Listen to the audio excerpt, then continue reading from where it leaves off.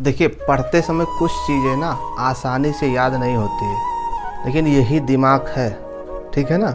यही दिमाग गाली एक बार सुन ले तुरंत याद हो जाएगा, गाना एक बार सुन ले तुरंत याद हो जाएगा। भोजपुरी रिमिक्स कितने कठिन कठिन गाने होते हैं, ये सुन लेता है एक बार में क्लियर हो जाता है, याद हो जाता है। और वो भी याद ही नहीं होता है, उस सुर लय ताल इस सबसे कॉन्सेप्ट क्लियर हो जाता है। और हम हिस्ट्री पॉलिटी इकोनॉमिक्स कई बार पढ़ते हैं, उस सुर लय ताल की तो छोड़िए, वैसे ही नहीं याद हो पाता। कारण क्या है कि हम उस चीज़ को हम उसको ध्यान से सुनते हैं, पूरे दिल से सुनते हैं, मन से सुनते हैं, इसलिए वो चीज़ें याद हो जाती हैं, ठीक है ना।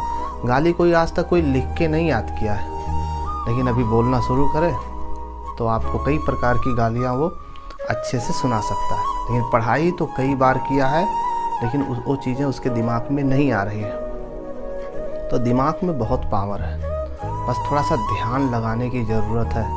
जब ये फर्जी चीज़ें दिमाग में आ सकती हैं, तो ये जीवन को बदलने वाली चीज़ें दिमाग में क्यों नहीं आ सकती हैं? तो सोचने वाली बात है ना। एक तरफ कुछ चीज़ें दिमाग भूल नहीं पाता है, और एक चीज़ें दिमाग में कोई चीज़ याद नहीं हो पा रहा है, आ नहीं पा रहा है। इसका मतलब यही है, सीधा सीधा सा बात है, ध्यान ना देना। जिन चीज़ों पर हम ध्यान देते हैं, अब वो चाहे कठिन हो चाहे आसान हो, वो आसानी से दिमाग में बैठ जाता है। और जिन चीज़ों पर हम ध्यान नहीं देते हैं, चाहे कठिन हो चाहे आसान हो चाहे बिल्कुल कुछ भी ना हो, उसमें वो चीज़ें दिमाग में नहीं आती। तो सारा खेल ध्यान का है। आप ध्यान दीजिए तो आपकी पढ़ाई, आपकी याददाश्त, आपकी मेमोरी बहुत विकसित हो सकती है।